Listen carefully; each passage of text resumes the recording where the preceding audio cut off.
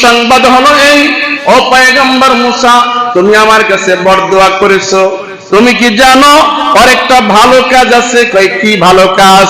ভালো কাজটা হইল যখন ও যেই ঘরের ভিতরে থাকে ওই ঘরের দরজার সামনে লিখে রেখেছেন, পড়েন বিসমিল্লাহির রহমানির রহিম। সুবহানাল্লাহ। কি লেখছেন? বিসমিল্লাহির রহমানির রহিম লেখছেন। এই বিসমিল্লাহতে তিনটা আল্লাহ তাআলার গুণবাচক নাম। একটা হলেন আল্লাহ, আওয়াজ দিয়ে বলেন কি? আরেকটা হলো রহমান, আরেকটা হলো রহিম। আল্লাহর নবী সাল্লাল্লাহু আলাইহি ওয়াসাল্লাম হাদিস শরীফে জানিয়ে দিয়েছেন, রহমানুদ দুনিয়া রহিমুল আখিরা। রহমান হলো দুনিয়ার জন্য, আখিরাতের জন্য, আর রহিম হলো আখিরাতের জন্য। সুবহানাল্লাহ। রহমান কেন হলো? এবার বাবা আমার একটু খেয়াল করেন। রহমান এই জন্য হলো, দুনিয়াতে হিন্দু, বৌদ্ধ, নাস্তিক, নাসারা আল্লাহর হুকুম মানুক আর না মানুক, কিন্তু তাদেরকে খাওয়ায়া রাখতে আছে কিনা বলেন? কথা বলেন।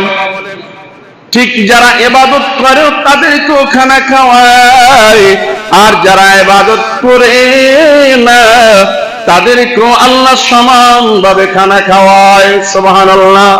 শুধু খানা খাওয়ায় না, আমার আল্লাহ বলতেছে, এ মুসলমান, তুমি যদি আল্লাহর প্রিয় বান্দা হও তোমার উপরে পরীক্ষা নিব, আর যারা আমার সাথে দুশমনি করে আমি তাদের সাথে পরীক্ষা নিব না, তাদেরকে ধন দৌলত বাড়ায় দিতে থাকবো। কারণ রাসূল আরবি সাল্লাল্লাহু আলাইহি ওয়াসাল্লাম হাদিস শরীফে জানিয়ে দিয়েছে, দুনিয়াটা মুমিনদের জন্য হলো জেলখানা, আর কাফের মুশরিকদের জন্য হলো বালাখানা। আদ-দুনিয়া ওয়াসিজনুল মুমিনিন ওয়া জান্নাতুল কাফিরিন, আও কামা ক্বালান নবী সাল্লাল্লাহু আলাইহি ওয়াসাল্লাম। মুমিন নিজের ইচ্ছায় চলতে পারবে না, মুমিন চলবে কার ইচ্ছায়? এই জন্য আল্লাহ বলতেছেন, পয়গম্বর ইব্রাহিম আলাইহিস সালাতু ওয়াস সালাম তিনি তার নিজের ইচ্ছায় চলে নাই। তার কথাটাকে কোট করে আল্লাহ পাক কালামে হাকিমের ভিতরে জানাই দিয়েছে, ক্বালা আসলিম ওয়া আসলামতু লিরাব্বিল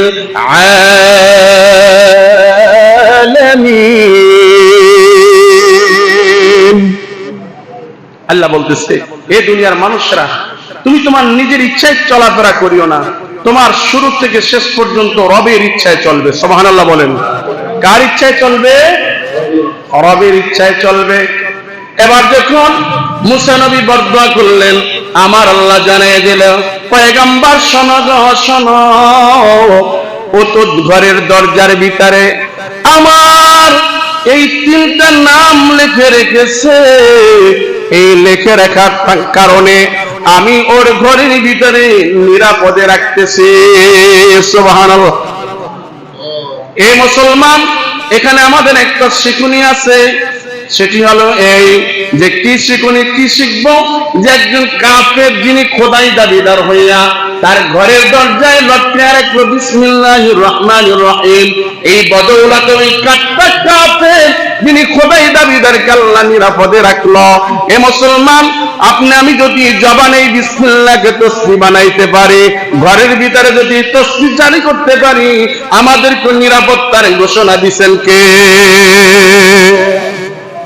তাহলে বিসমিল্লাহ পড়া দরকার আছে না নাই? কি বলেন, আছে না নাই? নবী আমার জানিয়ে দেন,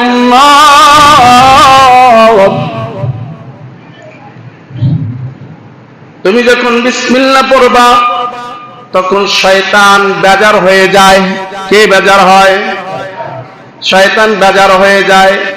শুধু বেজার হয় না, এ মুসলমান, শয়তান এরকমের অবস্থা তার পরিণত হয়ে যায়, আগুনে যেমন সীসাকে গলায়া দেয়, সীসাকে গলাবার পরে সীসা যেমন গলে যায়, যখন কোন মুসলমান বিসমিল্লাহির রহমানির রহিম পড়ে, ওই শয়তান আর সেখানে থাকতে পারে না। সুবহানাল্লাহ বলেন। এজন্য বলেন, খাবার সময় বিসমিল্লাহ পড়া দরকার আছে না নাই? যেই খাবারের ভিতরে বিসমিল্লাহ পড়া হয় না, ওই খাবারের সঙ্গী হয়ে যায় মিস্টার ইবলিস। বলেন কে সঙ্গী হয়? মিস্টার ইবলিস। আর মিস্টার ইবলিস যখন খাবারের সঙ্গী হয়ে যায়, মানুষের আত্মা, মানুষের রূহ, মানুষের কলব তখন নষ্ট হয়ে যায়। কারণ ওই কলবের ভিতরে তখন কে বসে থাকে? বলেন কে বসে থাকে? শয়তান বসে থাকে।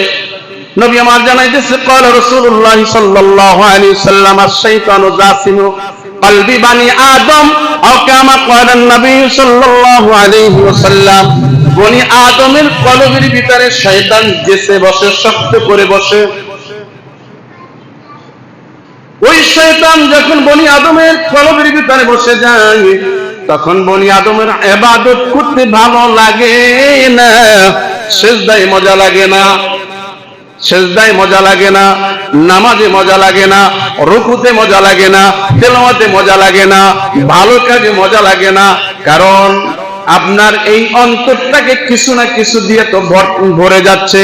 হয়তো ভালো কাজে ভরবে, না হয় খারাপ কাজে ভরবে। এবার বলেন তো, আমরা কি ভালো কাজে ভরবো না খারাপ কাজে ভরবো?